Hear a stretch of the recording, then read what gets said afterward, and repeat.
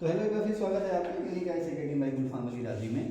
Ancient history class चल रही है और एंशिएंट हिस्ट्री की अब तक 12 या 13 क्लासेस हो चुकी हैं। स्पेशली भारत पर जो विदेशी आक्रमण हुआ वहाँ से शुरू करके कुषाणों शकों कुषाणों तक, और उसके बाद मौर्यों के बाद जो शुंग काल हुआ है उसके बारे में हमने बात की है, और गुप्तों के बाद जो हर्षवर्धन है, हर्षवर्धन की बात अभी हमने कर ली है। इसके अलावा दक्षिण भारत में संगम वंश से लेकर के, या कह सकते हैं जो प्राचीन चेर चोल और पांड्य एम्पायर था वहाँ से लेकर के हम लोगों ने पल्लवों राजपूतों के बारे में बहुत सी बातें की हैं। अच्छा, ये तरीका हमारा जो है थोड़ा सा डिफरेंट है। डिफरेंट इसमें है कि हमने सबसे पहले इनके जो बेसिक हैं उनकी बात की है, और उसके बाद हम कोरिलेट करके सबको एक साथ पढ़ाते हुए चल रहे हैं। तो मेरे पास 2-3 स्टूडेंट्स की कॉल भी आई कि सर ये कौन सा तरीका है, थोड़ी सी परेशानी हो रही है। लेकिन परेशानी की बात नहीं है, इसको अगर आपको परेशानी इसलिए हो रही है क्योंकि आप सीक्वेंस से नहीं देख रहे। अगर आप प्लेलिस्ट सेकंड में जाएं तो उसमें शुरुआत से वीडियो देखें, तसल्ली से, धैर्य से, तसल्ली से वीडियो देखें, तब सारी चीज़ें आपको क्लियर होंगी और उसके बाद आपको मज़ा भी आने लगेगा। कि जैसे मान लीजिए कि भाई पल्लवों में कौन सबसे शक्तिशाली था, तो गुप्तों में कौन सबसे शक्तिशाली था, समझ रहे ना। तो शकों में सबसे शक्तिशाली कौन था, तो कुषाणों में सबसे पावरफुल कौन था, किसकी 2 राजधानियाँ थीं, किसने कोई नई राजधानी बनाई, कौन किस वंश का फाउंडर था, तो कौन किस वंश का रियल फाउंडर था, कोई सिटी है तो क्यों इम्पोर्टेंट है। अच्छा, पल्लवों ने द्रविड़ जो कला शैली है उसकी शुरुआत की, तो मंडप जो है सबसे पहले किस मंदिर में बना, शिखर सबसे पहले किस मंदिर में बना। तो इस तरह से चीज़ों को हम लोग जो है कोरिलेट करते हुए आगे चल रहे हैं। ठीक है, तो आप लोग सीक्वेंस से देखिए, और अगर आप लोग बिल्कुल फ्रेश हैं, बिल्कुल नए हैं, अभी अभी मैदान में उतरे हैं, तो आपको ये वीडियो जो है बिल्कुल सीक्वेंस से देखनी चाहिए। ठीक है, तो अब तक लगभग 12 या 13 पार्ट हो चुके हैं, जिसमें चोल व विजयनगर एम्पायर जो है पूरी तरह से निपट चुका है। बहमनी और दक्कन की जो दूसरी रियासतें थी वो भी हम पढ़ा चुके हैं। अब आगे चलते हैं, इसी के ये अब इसका 14th या 15th पार्ट है, तो उसमें हम बात करेंगे। अब जैसे आपसे अक्सर पूछता है कौन किसके दरबार में था, या कौन किसका आश्रित साहित्यकार या आश्रित कवि था, तो उन सारी चीज़ों को मैंने एक जगह लिखने का प्रयास किया है। जैसे भारवी जो था पल्लव राजा सिंह विष्णु के दरबार में था, भारवी साहित्यकार था, और इसने किरातार्जुनीयम नाम का ग्रंथ लिखा है। भारवी किसके दरबार में, सिंह विष्णु के दरबार में, उसने क्या लिखा, किरातार्जुनीयम नाम का ग्रंथ लिखा है। ठीक है, उसके बाद जीवक जो था वो वैद्य था किसका, बिंबिसार का। जीवक जो था बिंबिसार का राजवैद्य था। भीमसेन किसके समय में आया था, हर्ष के समय में। और इसके अलावा इसने तमिलनाडु में कांची की यात्रा भी की थी, और जब कांची की इसने यात्रा की तो उस समय जो पल्लव राजा था वो नरसिंह वर्मन फर्स्ट था। तो यहाँ पल्लव भी लिख देना चाहिए कि दक्षिण में जब वो गया तो वो पल्लवों के साम्राज्य में भी गया। भीमसेन जब उत्तर भारत में आया तो यहाँ पर राजा हर्ष था, उसने हर्ष की प्रशंसा भी की है। दक्षिण भारत में भी गया वो, और दक्षिण भारत में जो पल्लवों की राजधानी कांची है वहाँ पर भी गया। उस समय राजा जो था पल्लव राजा नरसिंह वर्मन फर्स्ट था। इसने हर्ष की प्रशंसा भी की है भीमसेन ने, और चालुक्य राजा पुलकेशिन सेकंड की भी प्रशंसा की है। ठीक है ना, पुलकेशिन सेकंड से बहुत ज़्यादा प्रभावित था। दंडी नरसिंह वर्मन फर्स्ट, शॉर्ट में लिखा है मैंने, जगह की दिक्कत है। तो नरसिंह वर्मन फर्स्ट जो कि पल्लव राजा था उसके दरबार में था दंडी, और इसने फेमस ग्रंथ लिखा है जिसका नाम है दशकुमार चरित्र। ठीक है ना। नेक्स्ट, पतंजलि जो थे पुष्यपुत्र शुंग के दरबार में थे, और प्रसिद्ध दार्शनिक थे अपने समय के, आज भी इनका जो है प्रभाव है। ठीक है, योग दर्शन के प्रणेता भी हैं ये। तो पतंजलि जो है पुष्यपुत्र शुंग के दरबार में थे ये, या उनके आश्रित थे। और आपको पता है पुष्यमित्र शुंग ने 2 अश्वमेध यज्ञ कराए थे। उन दोनों यज्ञों में पतंजलि जो थे वो पुरोहित थे। उन दोनों ही अश्वमेध यज्ञों में पतंजलि उनके पुरोहित थे। ठीक है, पतंजलि ने महाभाष्य भी लिखी है, महाभाष्य। ठीक है, इसके बाद मनुस्मृति जिसको मनु ने लिखा है, सवाल ऐसा, मनु जो है वो किसी राजा के दरबार में नहीं रहे, लेकिन मनुस्मृति जो लिखी गई है वो शुंगों के समय में लिखी गई है, या पुष्यमित्र शुंग के समय में संकलित हुई है या लिखी गई है। आपको पता है मनुस्मृति क्या है, जो सामाजिक और धार्मिक विधि नियम निषेध हैं उनका विवरण देती है। मनुस्मृति भारत की सबसे प्राचीन स्मृतियों में से एक है और सबसे महत्वपूर्ण स्मृति है मनुस्मृति। तो मनु ने लिखी है, और ये पुष्यमित्र शुंग के समय में लिखी गई है। ध्यान रखना, मनु किसी के दरबार में नहीं थे, या मनुस्मृति जो है वो शुंगों के समय में लिखी गई है। फिर आता है, मैंने आपको पहले पिछले पाठ में बताया मिलिंद पन्नु। आपको मैंने पहले बताया कि राजा मिलिंडर जो था इंडो यूनानी, सबसे पावरफुल इंडो यूनानी राजा मिलिंडर, जिसे भारतीय इतिहास में मिलिंद के नाम से जानते हैं, उसकी राजधानी कहाँ थी, साकल या सियालकोट। तो उसने बौद्ध धर्म ग्रहण कर लिया था। किससे प्रभावित प्रभावित होकर के? बौद्ध भिक्षु नागसेन से। साकल में उसके दरबार में मिलिंद यानी कि मेनांडर और बौद्ध भिक्षु नागसेन के बीच में जो डिस्कशन हुआ बौद्ध धर्म को लेकर के, आत्मा परमात्मा धर्म दर्शन धर्म क्या है उसको लेकर डिस्कशन हुआ, उसका गहरा असर मेनांडर पर पड़ा और उसके बाद उसने धीरे धीरे अपने आप को बौद्ध धर्म में लीन कर लिया। तो अब नागसेन, बौद्ध भिक्षु नागसेन और मिलिंद के बीच में जो कन्वर्सेशन हुआ है, जो संवाद हुआ है, उसी को लिखा गया है मिलिंद पन्हा में। तो मिलिंद पन्हा जो है वो प्रसिद्ध धार्मिक ग्रंथ है, किस धर्म से संबंधित है? बौद्ध धर्म से संबंधित। कनिष्क के दरबार में बहुत से साहित्यकार और विद्वान थे। अश्वघोष, जिन्होंने महात्मा बुद्ध के जीवन पर महाकाव्य लिखा है बुद्ध चरित्र, है ना, और चरक, ये आयुर्वेद के आचार्य थे, इनकी आयुर्वेद की बुक है चरक संहिता, ये सब कनिष्क के दरबार में थे। और सुश्रुत, ये भी कनिष्क के दरबार में थे और ये संसार के पहले शल्य चिकित्सा शास्त्र जाने जाते हैं। वैसे शल्य चिकित्सा या आयुर्वेद पर या मेडिकल साइंस पर जो पहला ग्रंथ है वो है अथर्ववेद, ठीक है ना। उसमें बहुत सारे रोगों की जानकारी दी गई है, बहुत सारी जड़ी बूटियों की जानकारी दी गई है, ऑपरेशन की जानकारी भी उसमें दी गई है। लेकिन ऑपरेशन माने शल्य, शल्य माने ऑपरेशन, शल्य चिकित्सा माने ऑपरेशन थेरेपी। ऑपरेशन के बारे में विस्तार से, कौन सा अंग है, किसको क्या, किसके लिए कौन सा औजार होगा, इसके बारे में विस्तार से बताया है सुश्रुत ने, ठीक है ना। मैंने लिखा शल्य एफ, यानी कि ये जो ऑपरेशन थेरेपी है या शल्य चिकित्सा है उसके फाउंडर, एफ फॉर फाउंडर, ठीक है। बाणभट्ट जो थे हर्ष के दरबार में थे और बाणभट्ट जो है हर्ष के दरबार में थे।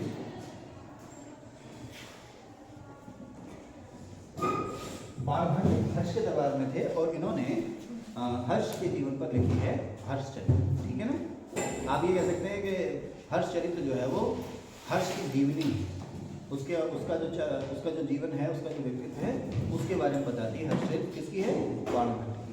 और बाणभट्ट जो से हर्ष के दरबार में थे। नागार्जुन जो हैं ये किसी के दरबार में नहीं रहे। नागार्जुन, अच्छा, इतिहास में दो नागार्जुन में, गुप्तों के समय में नागार्जुन और एक ये वाले नागार्जुन। तो ये जो नागार्जुन हैं ये भौतिकवादी थे, दार्शनिक भी थे ये, और गुप्तों के समय जो नागार्जुन थे वो रासायनिक भी थे। तो ये वाले जो नागार्जुन हैं ये शून्यवाद और सापेक्षवाद के जन्मदाता माने जाते हैं। इसके अलावा इन्होंने एक अन्य दार्शनिक संप्रदाय भी शुरू किया था जिसको कहते हैं माध्यमिक संप्रदाय। और ये जो हैं गौतमीपुत्र सतकर्णी, गौतमीपुत्र सतकर्णी सोनू किस वंश का राजा था? सोनू, गौतमीपुत्र सतकर्णी किस वंश का राजा था? सातवाहन वंश का राजा था, ठीक है ना।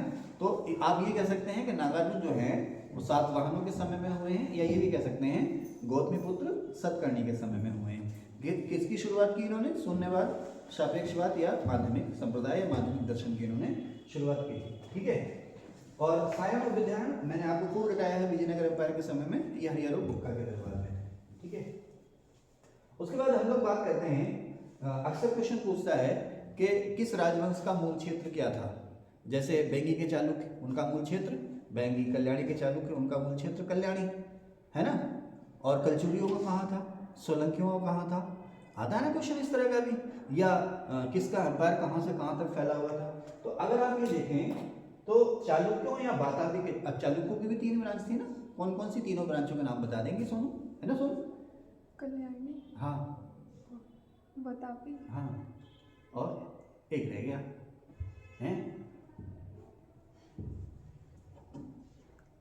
तीसरे बैंगी के चालुक्य, है ना।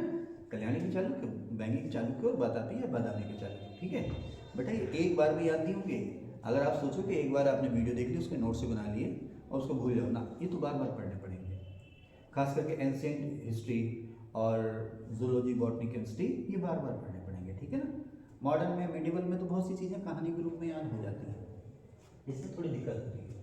तो जो चालुक्य हैं या वातापी के जो चालुक्य हैं, उनका जो मूल क्षेत्र था वो वही रायचूर दोआब था, जिसके लिए बाद में विजयनगर और बहमनी आपस में लड़ते थे। रायचूर दोआब किन दो नदियों के बीच में?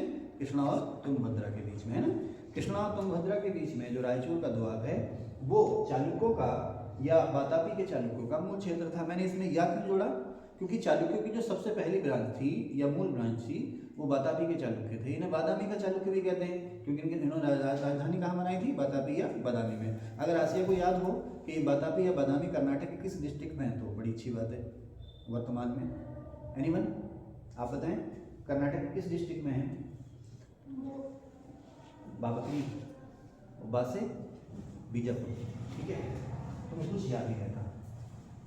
आगे चले। सातवाहनों का जो मूल क्षेत्र था वो कृष्णा और गोदावरी नदी के बीच का इलाका, ये सातवाहनों का मूल क्षेत्र था।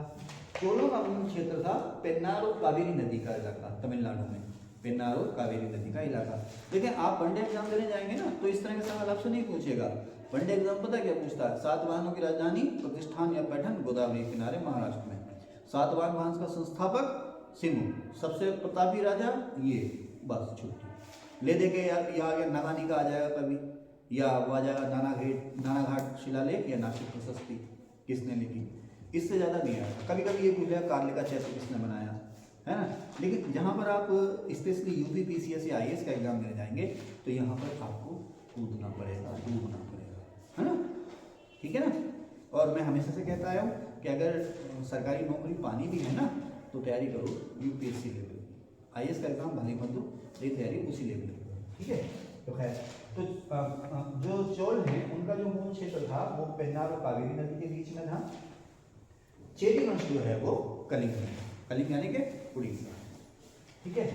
चोलों का मूल क्षेत्र कृष्णा, मैंने ये बताया ना आपको, चोलों का मूल क्षेत्र पेन्नार और कावेरी के बीच में, और इस इलाके को तोंडैमंडल भी कहते हैं। क्या कहते हैं? तोंडैमंडल। और ये तोंडैमंडल कहाँ है? वर्तमान, ठीक है ना, तमिलनाडु में, ओके। चोलों का मूल क्षेत्र तोंडैमंडल या कोरोमंडल, कहाँ पर? तमिलनाडु में, ओके। या किस कौन सी नदियों के बीच में? पेन्नार और कावेरी के बीच में, है ना। कलचुरियों का, जो कलचुरी हैं उनका मूल क्षेत्र था उड़ीसा। जो कलचुरी लोग हैं उनका मूल क्षेत्र उड़ीसा। वाकाटको का महाराष्ट्र, वाकाटको का मूल क्षेत्र महाराष्ट्र, ठीक है। गंग उड़ीसा में है ये, उड़ीसा, इन्हें हम कहते हैं पूर्वी गंग। एक पूर्वी गंग और एक पश्चिमी गंग। तो जो गंग वंश के राजा हैं उड़ीसा में पुरी उनका मूल क्षेत्र था। जो पूर्वी चालुक्य हैं उनका मूल क्षेत्र था बेनी। चालुक्य या बातापी या बादामी के चालुक्य, ये कहाँ थे? चालुक्य यानी कि बातापी या बादामी के चालुक्य रायचूर दुआब में, है ना, ऊपर बता दिया आपने। सेन जो थे बंगाल, बंगाल में खास करके राढ़ का एरिया। सातवाहन महाराष्ट्र में, पल्लव तमिलनाडु में, इक्ष्वाकु आंध्र प्रदेश में। कहने का मतलब ये है कि ये जो सेन है इनका जो राजवंश था वो बंगाल में था ज़्यादातर। सातवाहनों का इलाका ज़्यादातर महाराष्ट्र में था, पल्लवों का तमिलनाडु में, और जो इक्ष्वाकु थे वो ज़्यादातर कहाँ फैले हुए थे? आंध्र प्रदेश में। उसी तरह से चंदेल मध्य प्रदेश में। जो पाल वंश के लोग थे वो बंगाल और बिहार में। और कदम्बों की राजधानी क्या थी? बनवासी। और कदम जो फैले हुए थे वो कर्नाटक में फैले हुए थे ज़्यादातर इलाका, ठीक है। यहाँ पर किसी ने कुछ पूछना है? कुछ पूछना है? बस इसमें कुछ नहीं है, इनको याद करना है, लेकिन मैप में जाते हुए मैप में देख भी लेना है, गूगल सर्च करके बहुत सारी इमेज आती है वो भी देख लेना। और एकदम से याद नहीं होगा, जो हमारी जो पुरानी वीडियो हैं प्लेलिस्ट में पहले उनको देखना सीक्वेंस से, उसके बाद फिर ये याद होगा, ठीक है। अब मैंने आपको बहुत से वंशों के फाउंडर, उनकी कैपिटल के बारे में बताया है, कुछ छूट गए, कुछ ऐसा ना जिनके बारे में एक एक लाइन के क्वेश्चन आते हैं, कुछ इस तरह के छूट गए, तो उनको भी हम लोग देख लेते हैं। मैंने लिखा फाउंडर, जैसे कलचुरी वंश का फाउंडर था कोकल, सोलंकी वंश का मूलराज फर्स्ट, गहरवाल वंश का चंद्रदेव, शाकंभरी चौहान वंश का फाउंडर ये भी वासुदेव था, और कर्ण वंश का फाउंडर भी वासुदेव था। ये दोनों अलग अलग हैं, दोनों अलग अलग हैं, नाम एक है, ठीक है ना। कलचुरी कोकल, सोलंकी मूलराज फर्स्ट, गहरवाल चंद्रदेव, शाकंभरी के चौहानों का जो फाउंडर था वासुदेव था, कर्ण वंश का फाउंडर वासुदेव, गुर्जर प्रतिहार, कहीं इनको प्रतिहार लिखते हैं, कहीं लिखते हैं गुर्जर प्रतिहार, ठीक है ना। गुर्जर प्रतिहार वंश का फाउंडर था नागभट्ट फर्स्ट है। चंदेल वंश का फाउंडर नन्नू, परमार वंश का फाउंडर सीयक, दूसरा नाम मिलता है इसका श्रीहर्ष, पाल वंश का गोपाल, इक्ष्वाकु वंश का फाउंडर था संतनु, ओके। कौन था? संतनु। अच्छा, यहाँ पर आप आएंगे तो मैंने यहाँ राजधानियों की बात की है, कौन सी राजधानी किसकी थी? तो कलचुरियों की राजधानी त्रिपुरी, सोलंकियों की अहिलवाड़, पूर्वी गंग की पुरी, पूर्वी चालुक्यों की बैंगी, पश्चिमी चालुक्यों की बातापी या बादामी, कल्याणी के चालुक्यों की कल्याणी, सेन वंश की राजधानी राढ़, बाद में लखनौती बनी थी, मैं लिख देता हूँ, बाद में लखनौती। गहरवाल वंश की राजधानी कन्नौज, सातवाहन वंश की प्रतिष्ठान गोदावरी के किनारे, पल्लव वंश की कांची, चंदेलों की राजधानी खजुराहो, परमारों की राजधानी धार थी जो कि राजा भोज ने बनाई थी। परमार वंश की राजधानी धार थी जो कि राजा भोज ने बनाई थी। पाल वंश की राजधानी मुंगेर जो कि देवपाल ने बनाई थी। कदम्बों की राजधानी वनवासी, इक्ष्वाकुओं की राजधानी थी नागार्जुनी कोंडा, और शुंगों की राजधानी वैशाली थी। पुष्यमित्र शुंग ने वैशाली राजधानी बनाई थी और बाद में ये राजधानी चली गई थी पाटलिपुत्र। ठीक है ना। आगे चलें। अब यहाँ पर मैंने यहाँ पर लिखा है संगमकालीन रचनाएं। ठीक है, मैंने लिखा था संगमकालीन रचनाएं। उससे पहले यहाँ पर मैंने नाम लिखा है नाटक का मालविकाग्नि मित्रम। ये नाटक है, क्या नाम है इसका? मालविकाग्नि मित्रम नाटक है। ये महाकवि कालिदास ने नाटक लिखा है मालविकाग्नि मित्रम। इसमें जो है मालविका और पुष्यमित्र शुंग के बेटे अग्निमित्र, इन दोनों की प्रेम कथा का वर्णन है। मालविका और अग्निमित्र की प्रेम कथा का वर्णन है मालविकाग्नि मित्रम नाटक में। अब देखो शुंग कब हुए? शुंग बहुत पहले हुए और ये नाटक लिखा गया गुप्तों के समय में, है ना। मौर्य के बाद शुंग आए ना। शुंग जो आए 185-190 बीसी के आसपास आए और ये नाटक जो है बहुत बाद में लिखा गया है। ठीक है, तो आप देखें कितना असर रहा होगा। तो खैर, मालविकाग्नि मित्रम कालिदास ने लिखा नाटक है। मालविका और अग्निमित्र, अग्निमित्र जो है पुष्यमित्र शुंग का बेटा था, उसके बीच की जो प्रेम कथा है उसका वर्णन है। यहाँ पर मैं इसको एरो लगा करके इस जगह पर ले आया। जब इंडो यूनानियों ने हम पर हमला किया ना, तो उनका सामना किया था पुष्यमित्र शुंग और उसके जो वारिस थे उन्होंने। तो ऐसे दो युद्ध हुए, इनको हम कहते हैं यवन शुंग संघर्ष। संस्कृत साहित्य में या प्राचीन जो हमारा पाली या बौद्ध साहित्य है उसमें जो यूनान है उसको ना यवन कहा गया है। तो अक्सर इंडो यूनानी कॉन्फ्लिक्ट कहा जाता है, इंडो यूनानी वार कहा जाता है, या हिंद यूनानी या भारतीय यवन या हिंद यवन संघर्ष कहा जाता है, या हिंद यवन युद्ध कहा जाता है।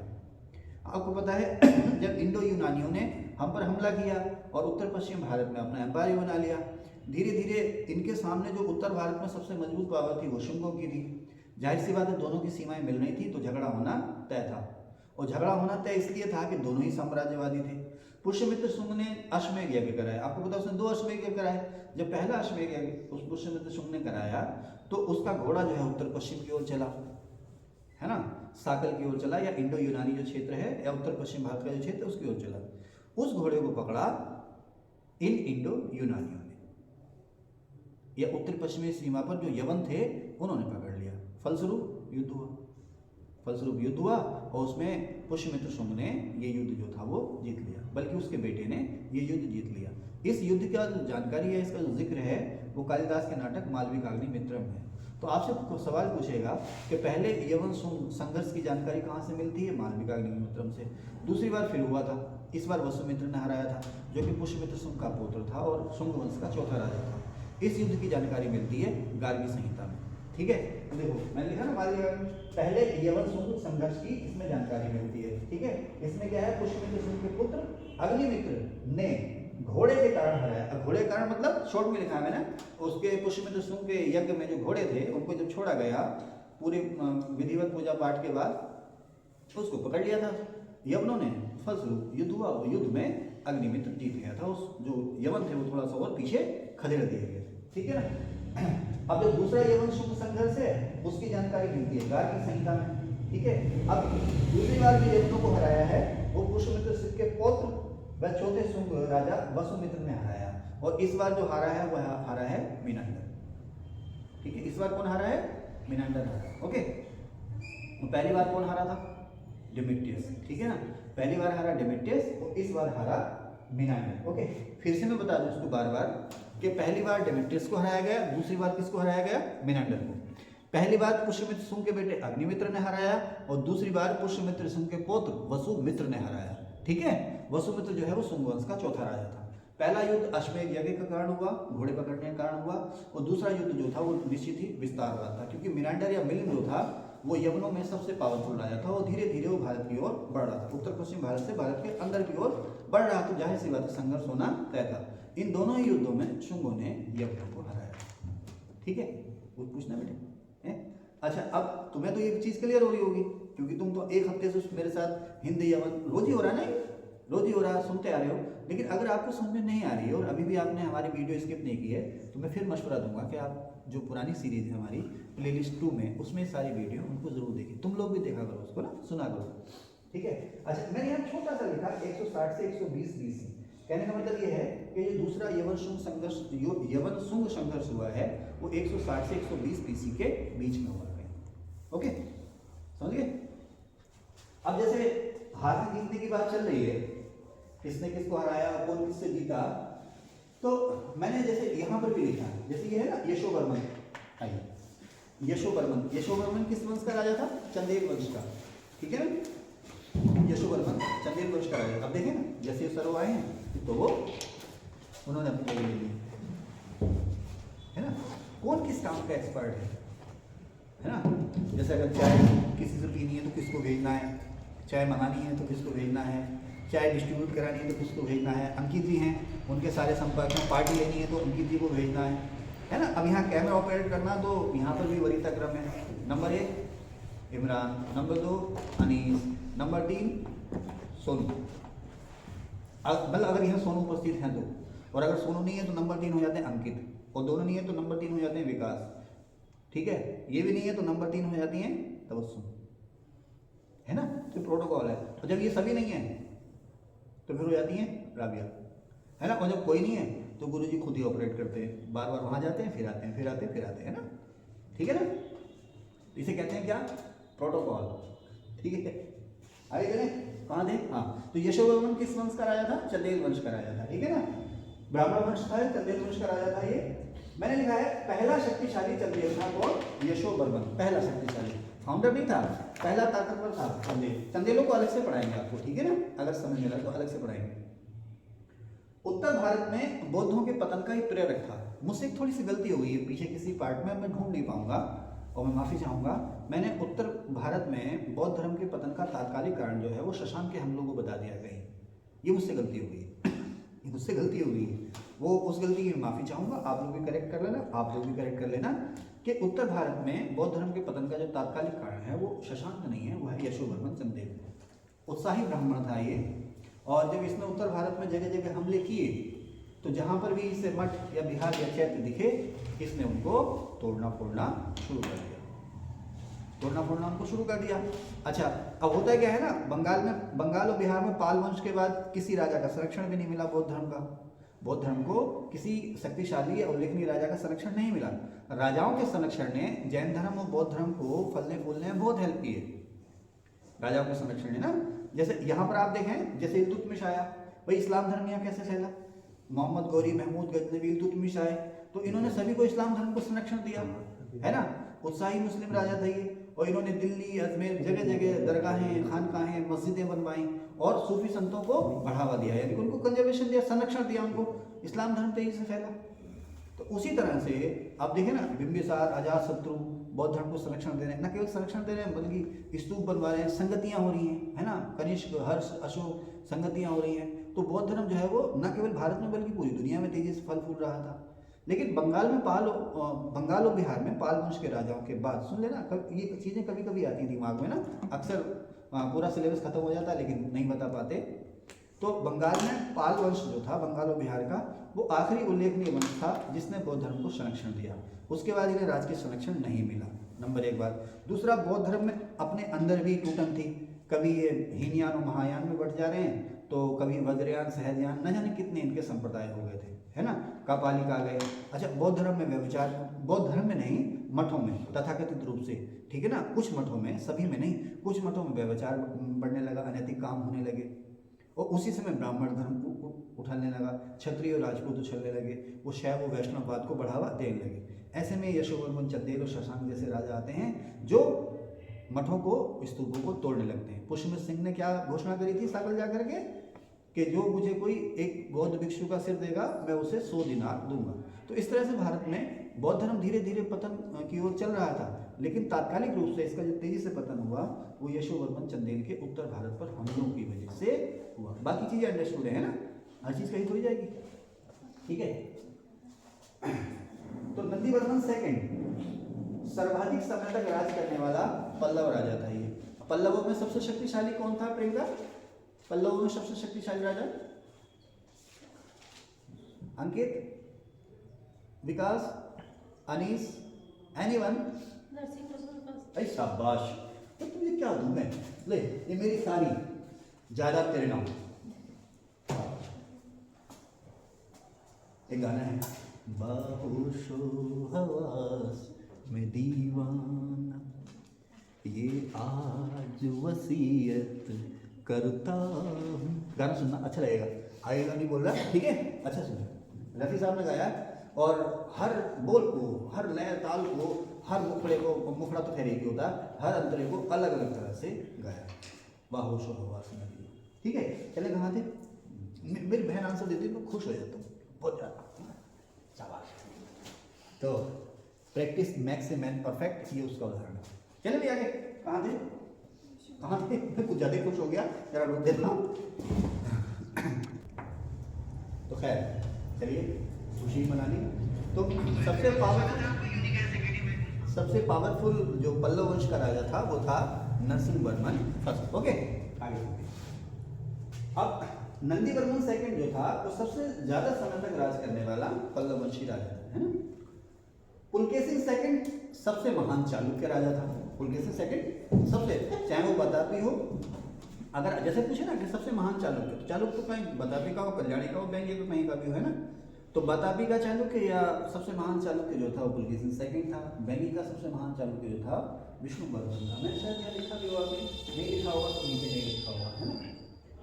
बनवासियों की राजधानी कदम्ब थी, इसने कदम्बों को समाप्त कर दिया, या कदम्बों की राजधानी बनवासी को जीता। पुलकेशिन सेकंड उसने, इसके पड़ोस में थे कर्नाटक में कदम्ब, इनकी राजधानी क्या थी? बनवासी। कदम्ब भी ब्राह्मण वंश था ये। तो अगर सवाल आए कि बनवासियों का कदम्बों का उन्मूलन किसने किया, तो चालुक्यों ने, या पुलकेशिन सेकंड ने, या बनवासी कितने जिसकी, चालुक्यों ने या पुलकेशिन सेकंड, ठीक है। इसके अलावा पुलकेशिन सेकंड ने खुसरो सेकंड, ईरान का राजा था, ईरान का राजा था खुसरो सेकंड, उसके यहाँ इसने दूध भेजे थे। किसने? पुलकेशिन सेकंड। पुलकेशिन सेकंड ने ईरान के राजा खुसरो सेकंड के यहाँ दूध भेजे थे। कौन है सर? एक मिनट रुक हैं।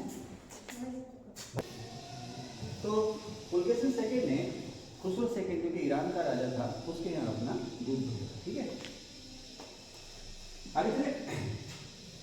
नरसिंहवर्मन फर्स्ट जो है पल्लव वंश का राजा था, और पल्लव वंश का सबसे पावरफुल राजा था, आपको पता है। इसने पुलकेशिन सेकंड को हराया था। पुलकेशिन सेकंड ने हराया था हर्ष को। राजा हर्ष जो है वर्धन वंश का राजा, यहाँ की जगह है लिखूं, मैं छोटा सा लिखूं, यहाँ लिख दूं, मैं ऐसे लिख देता हूं, पुल सेकंड ने हर्ष को हराया। पुलकेशिन सेकंड ने किसे हराया? हर्ष को हराया, ठीक है ना। एक्चुअली हर्षवर्धन का जो एम्पायर था विंध्याचल तक पहुंच चुका था, नर्मदा तक पहुंच चुका था। अब हर्षवर्धन जो था वो नर्मदा के पार अपना एक्सपेंशन करना चाह रहा था। आप क्यों हंस रही है ना, चलिए जो भी हंस रही है। तो हर्षवर्धन जो था वो पुलकेशिन सेकंड से उसका सामना हुआ, क्योंकि नर्मदा को पार करके उसके एम्पायर पर रेड कर रहा था। अब ऐसे में पुलकेशिन सेकंड जो था वो विजयी हुआ, उसने हर्षवर्धन को हरा दिया, ठीक है ना। हर्षवर्धन को हराया, लेकिन अब ये जो पुलकेशिन सेकंड है ये खुद हार गया नरसिंहवर्मन फर्स्ट से। तो इसका मतलब क्या है कि राजा हर्ष, पुलकेशिन सेकंड और नरसिंहवर्मन फर्स्ट जो हुए हैं वो तीनों लगभग आगे पीछे एक ही समय में हुए, यानी कि तीनों समकालीन थे एक दूसरे के। उत्तर में हर्ष, दक्षिण में चालुक्य और पल्लव, चालुक्यों में पुलकेशिन सेकंड और पल्लवों में नरसिंहवर्मन फर्स्ट। फिर से बता रहा हूँ मैं, राजा हर्ष ने नर्मदा पार की, जिससे उसका झगड़ा हुआ चालुक्यों से। उस समय राजा था पुलकेशिन सेकंड, चालुक्य राजा। उसने पुलकेशिन सेकंड ने हर्ष को खदेड़ दिया, हर्ष भाग गया, ठीक है ना। उसके बाद उसने दक्षिण भारत का अभियान अपना बंद कर दिया, फिर उत्तर पश्चिम भारत या पूर्वी भारत में वो लगा रहा। लेकिन पुलकेशिन सेकंड कितना भी ताकतवर क्यों ना हो, लेकिन वो नरसिंहवर्मन फर्स्ट से हार गया, ठीक है ना। नरसिंहवर्मन फर्स्ट था पल्लव वंश का राजा, ठीक है। तो यहाँ मैंने लिखा भी है कि नरसिंहवर्मन फर्स्ट ने पुलकेशिन सेकंड को हराया, और हराने के बाद उसकी पीठ पर विजय शब्द जुड़वाया, ठीक है। उसकी पीठ पर क्या शब्द जुड़वाया? विजय शब्द। ओके, आगे चलिए। कहने का मतलब यह है पुलकेशिन सेकंड मारा नहीं गया, लेकिन शर्मिंदा उसको भरपूर किया गया। अपराजित जो था वो अंतिम पल्लव राजा था, पल्लव वंश का अंतिम राजा अपराजित था, ठीक है ना। अब इसे किसने हराया? चोल राजा आदित्य ने। चोल राजा आदित्य जो था उसने फाइनली जो है पल्लव को खत्म कर दिया। वो पल्लव वंश का आखिरी राजा था अपराजित। अब जो सातवाहन वंश का 17वां राजा था हाल, है ना, गाथा सप्तशती का लेखक, उसने लंका को जीता था, ठीक है ना। लंका को करिकाल ने भी जीता था, मैंने बताया ना, करिकाल ने लंका को जीता, वहां से 15,000 दास बना करके लाया था। राजराज फर्स्ट ने भी लंका को जीता था, उत्तरी लंका को, और लंका की विजय जो पूरी करी थी वो राजेंद्र चोल ने करी थी। तो खैर जो ये जो है राजा हाल सातवाहन वंश का, किधर गया ये राजा हाल है सातवाहन वंश का, सातवाहन वंश का 17वां राजा था, इसने भी लंका की विजय की थी। गौतमीपुत्र शतकर्णी का जो समय है, सातवाहन वंश का राजा था, इसका समय है 106 से 130, और आपको पता है 130 में रुद्रदमन फर्स्ट गद्दी में बैठा था, यानी कि उससे पहले हुआ है। कभी कभी इस तरह से सीक्वेंस ही पूछ लेता है ना वो। तो खैर गौतमीपुत्र शतकर्णी जो कि आंध्र सातवाहन वंश का राजा था, इसका समय था 106 से 130 एडी का। इसने अपने वंश को फिर से प्रतिष्ठित किया, इसे कहा था खोए वंश के खोए हुए भाग्य को जगाने वाला। इसने वंश को फिर से प्रतिष्ठित किया, जो 4 वर्ण प्रथा है ब्राह्मण क्षत्रिय वैश्य और शूद्र, उसे फिर से सख्ती से लागू किया। ये भी उत्साही ब्राह्मण था, ठीक है ना, ये भी उत्साही ब्राह्मण था। न केवल इसने अपने वंश को जो है पुनः प्रतिष्ठित किया, बल्कि जो 4 वर्णों की प्रथा है ब्राह्मण क्षत्रिय वैश्य शूद्र, उसको फिर से सख्ती से लागू किया। और ये ब्राह्मण था, यानी कि ब्राह्मण वंश का राजा था ये। अब यहाँ पर आके ये बात खत्म हो गई, आप कंफ्यूज ना हो जाए तो इसको रोकने। फिर यहाँ पर आता है, इसने शक राजा नेपान को भी हराया था। किसने? गौतमीपुत्र शतकर्णी ने।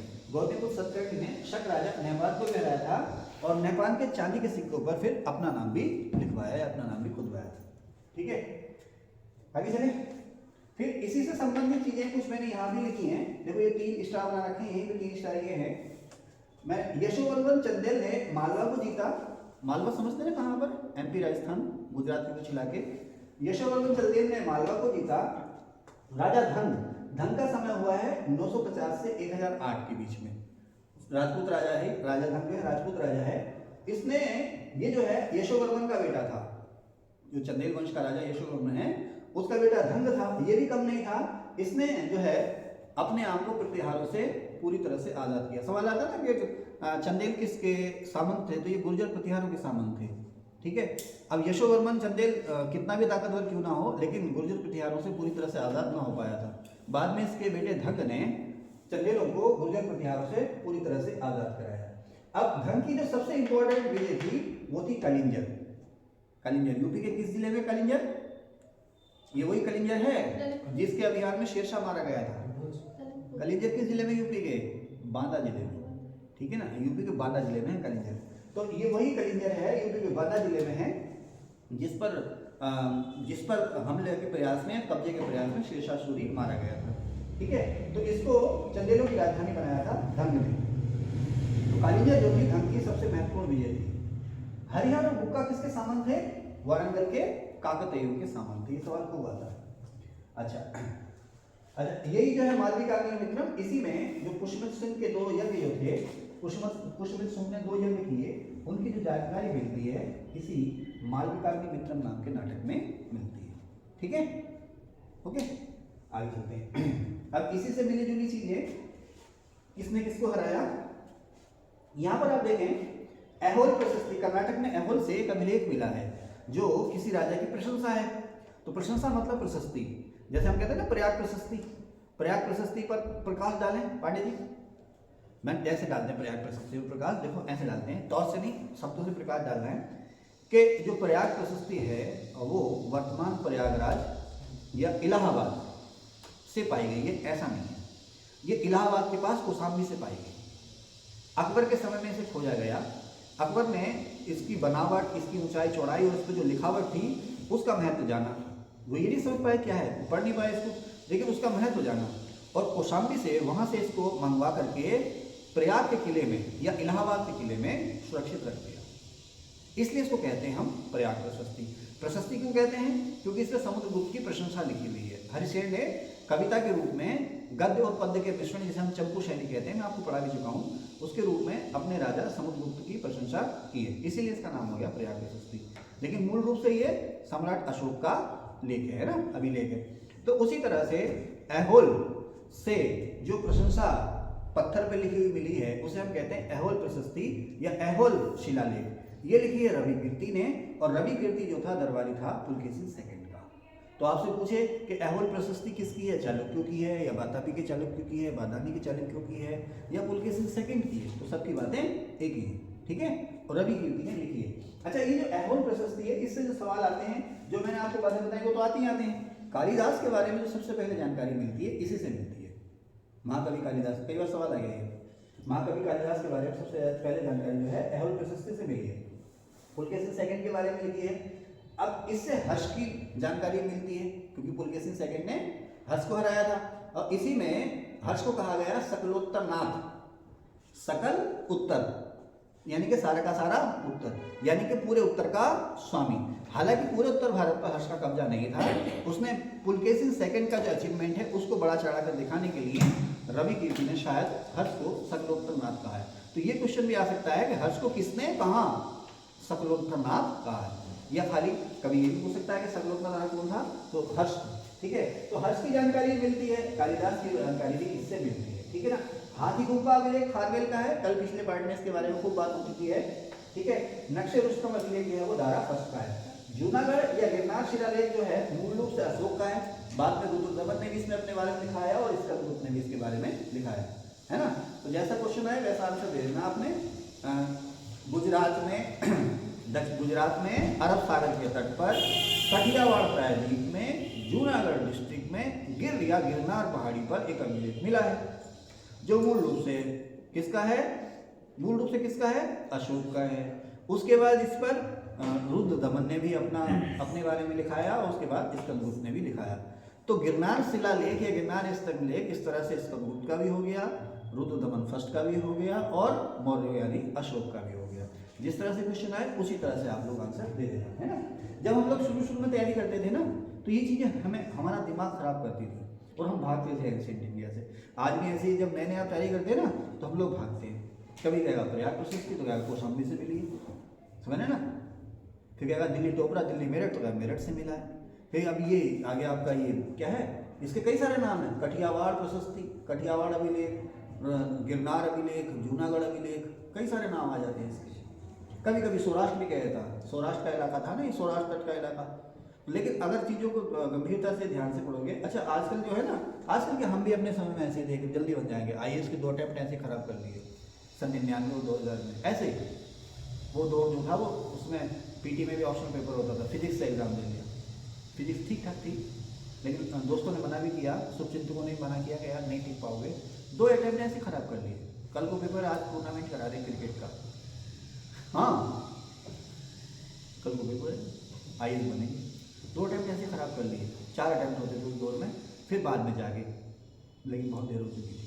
मेहनत की लेकिन फाइनल सिलेक्शन नहीं हुआ, है ना। अब ये तुम्हारी खुशकिस्मती, फाइनल हो जाए तुम कहाँ होते हैं यहाँ पर, ठीक है फिर। ओके चले भाई, तो कहाँ थे, हाँ तो बहुत जल्दी करने की जरूरत नहीं है। आप लोग आते हो ना, मेरे पास भी स्टूडेंट आते हैं, बड़ी मज़ेदार बात होती है। एक बार तो एक कल को पेपर है, कोई मैडम थी, कल को एग्जाम है, बहुत लंबा डिस्कशन ना हो जाए, जल्दी कंक्लूड करता है इसको। कल को एग्जाम है और वो आज शाम को अपने हस्बैंड के साथ आई, उनके हस्बैंड मेरे दोस्त थे, कि कुछ ऐसा बता दो, कोई ऐसा नोट्स दे दो जो उनको कल को कल्याण हो जाए। और बिल्कुल फ्रेशर थी वो। मैंने वाह भाई अब भी क्यों आ गया, सुबह को मुझे वहीं बुला देता है एग्जाम सेंटर में, एंट्री से 10 मिनट पहले मैं तुझे लेक्चर दे देता तो कलेक्टर बन जाता, है ना। और बहुत से लोग 1 हफ्ता पहले आते हैं, यकीन करो आप, 1 हफ्ता पहले सर कुछ ऐसा पका पकाया पचा पचाया तो ले। आमतौर पर 1 महीने पहले तो आते ही है ना भैया। तैयारी 6 महीने साल भर की तैयारी से कुछ नहीं होता, 2-3 साल लगे रहना पड़ेगा, लीन हो गए। हाँ जिसके मम्मी पापा ने उसको बचपन से ही पढ़ाया है, उसको वो माहौल मिला है, उसका काम चल जाएगा 6-7 महीने, बस एक शेप देनी होती है। तो ठीक है, लगे रहिए बेटा, और जल्दबाजी नहीं कीजिए, हर चीज़ को कॉन्सेप्ट को पढ़िए अच्छे से। अमरावती लेक किसका है, वशिष्ठी पुत्र पुलवामी का या सातवाहनों का। देखो देखा बापू को, तो वशिष्ठी पुत्र पुलवामी अमरावती लेक है। अब इससे किसकी जानकारी मिलती है, किसकी जानकारी मिलती है, मैंने लिखा नहीं, हाँ अमरावती लेक से वशिष्ठी पुत्र पुलवामी की लिखना चाहिए की जानकारी। या ये अब ये वशिष्ठी पुत्र पुलवामी किस वंश का था, सातवाहन वंश का, तो सातवाहन वंश की जानकारी मिलती है, ठीक है ना। अच्छा अमरावती में एक स्तूप भी है, अमरावती लेक जो है ना, अमरावती स्तूप में जो प्रवेश द्वार है ना उसी पर लिखा हुआ है, जो प्रवेश द्वार है ना उस पर लिखा हुआ है। तो कभी अमरावती स्तूप लेक कह देता है, तो कभी अमरावती स्तूप कह देता है, या अमरावती लेक कह देता है, तो बात एक ही है, ठीक है ना। तो अमरावती स्तूप में वेस्टिनी व संवर्धन, ये कुछ ज़्यादा शॉर्ट में लिख दिया मैंने। वेस्टिनी समझते हैं, वेस्टिनी स्तूप की वेस्टिनी क्या होती है? वेस्टिनी क्या होती है स्तूप में, वेस्टिनी क्या होती है? ऐसे मत लीजिए, ये स्तूप है ना, ये सबसे ऊपर उसका शिखर हो गया, जिसमें जो पवित्र पात्र होता है वो रखा जाता है, जिसमें किसी पे अवशेष है, तो उसके चारों ओर एक जंगला होता है, उसे कहते हैं वेष्टि। ठीक है ना। और संवर्धन माने बढ़ावा। तो अमरावती स्तूप जो है उसमें ऊपर चारों ओर वेष्टि जो बनाई वशिष्ठी पुत्र पुलवामी ने बनाई। इसके अलावा इसका आकार इसने 2 गुना किया था। संवर्धन का मतलब इसने इसका 2 गुना आकार किया था। किसने? वशिष्ठी पुत्र पुलवामी। सातवाहन वंश का राजा। नानाघाट लेक जो है, नानाघाट लेक की जो लेखक है वो नगानिका है। अच्छा, नगानिका जो है वो सतकर्णी फर्स्ट की वाइफ है। सतकर्णी फर्स्ट की जब डेथ हुई तो उसका बच्चा छोटा था, तो नगानिका ने संरक्षक रानी के तौर पर राज किया। ठीक है, तो इसने भी दान दिया था। तो दान का जो लेख है, अब दान की बात करते करते इसने और भी बातें अपने बारे में बताई हैं। ठीक है, तो नानाघाट नासिक के पास एक जगह है, पुणे या नासिक के पास महाराष्ट्र में नानाघाट, वहां से एक लेख मिला है जिसे हम कहते हैं नानाघाट लेख। इसकी लेखिका कौन है? नगानिका। किसकी पत्नी? सतकर्णी फर्स्ट की पत्नी है ना। ठीक है ना। अब नानाघाट लेख से किसकी जानकारी मिलती है? वशिष्ठी पुत्र पुलवामी। किसकी जानकारी मिलती है? वशिष्ठी पुत्र पुलवामी। ठीक है ना। इसके अलावा भूमिदान प्रथा की जानकारी मिलती है, सिमुक और सतकर्णी फर्स्ट की जानकारी मिलती है। एक बार क्वेश्चन आया था कि नानाघाट लेख से किस किस की जानकारी मिलती है, तो सिमुक की भी मिलेगी जानकारी, सतकर्णी फर्स्ट की भी मिलेगी, और वशिष्ठी पुत्र पुलवामी की जानकारी भी मिलेगी। कौन से लेख से? नानाघाट लेख से। और नानाघाट की लेखिका कौन है? नगानिका। ठीक है। उसके बाद आता है नासिक प्रशस्ति। अभी बात करूंगा नासिक प्रशस्ति की। यहां पर एक बहुत इंपॉर्टेंट चीज आई है, भूमिदान प्रथा। भूमिदान प्रथा ये क्या बता है? यहीं से कहते हैं कि सामंतवाद का जो जन्म हुआ वो यहीं से हुआ। इसका कहने का मतलब ये है, देखो पुराने जमाने में, आज भी देखो ना, कोई शुभ अवसर होता है ना, हम लोग शुभ अवसर होता है तो क्या करते हैं हम लोग? जागरण कराएंगे, है ना, जागरण कराएंगे। मुस्लिम लोग हैं वो मिलाद पढ़वा लेंगे, है ना। सिख हैं वो क्या कराते हैं? सिख पाठ कराते हैं, पाठ कहते हैं ना, सिख लोग जो है पाठ कराते हैं। और उसके बाद जो है दान पुण्य भी करते हैं ना। जैसे ईद पे देखो आप ना, तो ईद मुस्लिम लोग जो हैं ईद उल फित्र या ईद उल फित्र की जब नमाज़ पढ़ने जाते हैं, जैसे आप मीठी ईद या छोटी ईद कहते हैं, तो नमाज़ पढ़ने जाने से पहले उनके लिए ज़रूरी है कि वो कुछ दान करें, उसे कहते हैं फितरा। वो ज़रूरी है। अगर वो दान नहीं किया, अगर वो सक्षम है और उन्होंने दान नहीं किया, तो उनकी ईद की नमाज जो है वो कबूल नहीं होगी। समझ रहे ना। तो अब इसके अलावा जैसे मान लो घर में संतान पैदा हुई है, पहले तो बेटों के पैदा होने पर जश्न होता था, अब बेटियों की हालत भी सुधर गई है। बेटियों की खुशी भी लोग मनाते हैं, धूमधाम से मनाते हैं। ठीक है ना। तो घर में कोई संतान पैदा हुई है या विवाह हो रहा है बेटी का या बेटे का, तो दान पुण्य हम लोग कर देते नहीं कर देते हैं। अब जिसकी जितनी संपत्ति उतने उसके दान। कुछ तो मुखी चूस होते हैं, उस टाइप होते हैं ना, चमड़े जाए तब नहीं जाए, इस टाइप के भी होते हैं ना लोग, तो कुछ देते नहीं है। लेकिन कुछ लोग बहुत ही दानी पुण्य होते हैं, तो जितना ज़्यादा पैसा उतना ज़्यादा दान दे देते हैं, कम पैसा कम दान देंगे। तो राजा का दान तो राजा जैसा ही होगा ना। तो सातवाहनों के समय में क्या हुआ, हम विकास की बात नहीं कर रहे, है ना। तो विकास के लिए तो हमें कह देंगे दाता से सूम भला जो जल्दी दे जवाब। ठीक है। विकास कभी किया दान है? नहीं किया ना, आगे बता रही नहीं किया। ओके, आ जाए तो खैर इधर आ जाए। तो सातवाहनों ने क्या एक प्रथा शुरू की कि जब भी कोई शुभ काम होगा, शुभ काम का मतलब विवाह हो रहा है, संतान की प्राप्ति हो रही है, या राज्याभिषेक हो रहा है, और भी कोई त्योहार है, कोई यज्ञ कर रहे हैं, कुछ भी कर रहे हैं, तो उसकी जो शुरुआत होगी वो ब्राह्मणों को जमीन दान में देके होगी। पंडित जी, उसकी जो शुरुआत होगी वो ब्राह्मणों को जमीन दान में देके होगी। इसको कहा गया था भूमिदान प्रथा। समझ रहे? छोटे में लेवल पे सातवाहनों ने शुरू की थी ये। ब्राह्मणों को जमीन, ब्राह्मणों किसी और को नहीं, ब्राह्मणों को जमीन दान दी जाएगी, जिससे कि हमारा जो काम है ये मांगलिक हो जाए, फल फूल जाए। ठीक है सर।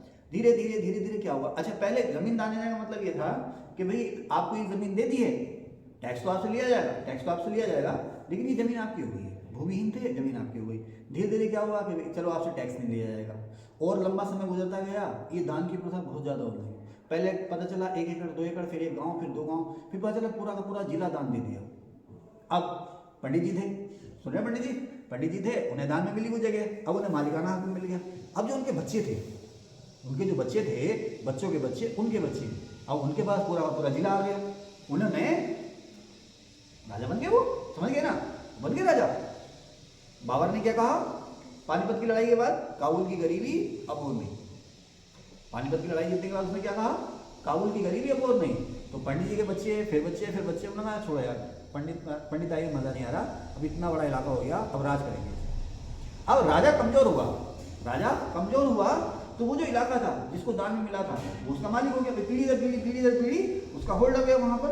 उसने अपने आप को राजा से अलग कर दिया या राजा से आजाद कर दिया, स्वतंत्र राजा आजाद राजा, ठीक है। या अगर स्वतंत्र राजा नहीं भी हुआ ना तो वो सामंत जैसा व्यवहार करने लगा। क्यों? क्योंकि होता है ये है, शुरू में उनको जमीन दी गई, फिर टैक्स, आप टैक्स नहीं देंगे, फिर क्या किया गया, धीरे धीरे इन जो दान की जमीनें थी इनका आकार बढ़ता गया। अब ये कहा गया ठीक है यहाँ का आप जो है प्रशासन भी संभाल लो, लॉ एंड ऑर्डर भी संभाल लो। तो लॉ एंड ऑर्डर संभालने की क्या करना, अपने पास थोड़ी बहुत ही फौज तो रखनी होगी ना। पुराने जमाने में लठैत होते थे, है, जिन्हें आजकल आप बाउंसर कहते हैं ना, उस जमाने में उनको लठैत कहते थे, लठैत रहते थे साथ में, है ना। और अगर थोड़ा और पैसा है तो तलवारें खरीद ली, बम बंदूक थोड़ी होते थे। तो भैया वो छोटी मोटी फौज रखने लगा, आसपास लड़ने भी लगा, अपने इलाके उड़ाने लगा। फिर राजा का इलाका बढ़ने लगा, भूमिदान भी बढ़ने लगा। तो उसने इन जिनको भूमिदान मिला था उनसे एक समझौता कर लिया। क्या समझौता कर लिया कि भाई तुम अपने इलाके में व्यवस्था संभालो, अपना हिस्सा रखो, बाकी हिस्सा मुझे देते दो। यानी किसानों से टैक्स वसूलो, अपने खर्च निकालो और बाकी हिस्सा जो है वो मुझे देते दो। अब जैसे जैसे एम्पायर बढ़ते गए, राजा कमजोर होता गया। अब ये जो लोग थे ये कहलाने लगे सामंत। क्या कहलाने लगे? सामंत। इनकी पावर और बढ़ती गई। और जब भी राजा कमजोर होता था ये आजाद रहते। जैसे कहते हैं ना कि गुप्त किसके सामंत थे? कुषाणों के। कहते हैं ना गुप्त किसके सामंत थे? कुषाणों के। तो इसी तरह से छोटे छोटे सामंतों ने कभी कभी बड़े बड़े एम्पायर बना लिए। तो क्वेश्चन आता है कि सामंतवाद का जन्म कहाँ से हुआ? सातवाहनों के दौर से हुआ। या सामंतवाद का जन्म किस प्रथा से हुआ? भूमिदान की प्रथा से हुआ। किसके समय में हुआ? सातवाहन के समय में। अब भूमिदान की प्रथा की जानकारी सबसे पहले किस अभिलेख में मिलती है? नानाघाट अभिलेख से, ठीक है ना। और नानाघाट अभिलेख किसका है? नगानिका का। किसने लिखा है? नगानिका ने। और नगानिका किसकी पत्नी थी? सत्यानी, ठीक है। अच्छा, इसी तरह से एक और है, गौतमीपुत्र सतकर्णी की मां है बलश्री। गौतमीपुत्र सतकर्णी की मां है बलश्री। इन्होंने भी एक प्रशस्ति लिखी है जिसका नाम है नासिक प्रशस्ति। गौतमीपुत्र सतकर्णी की मां बलश्री, इन्होंने प्रशस्ति लिखी जिसका नाम है नासिक प्रशस्ति, ठीक है। आगे चलिए।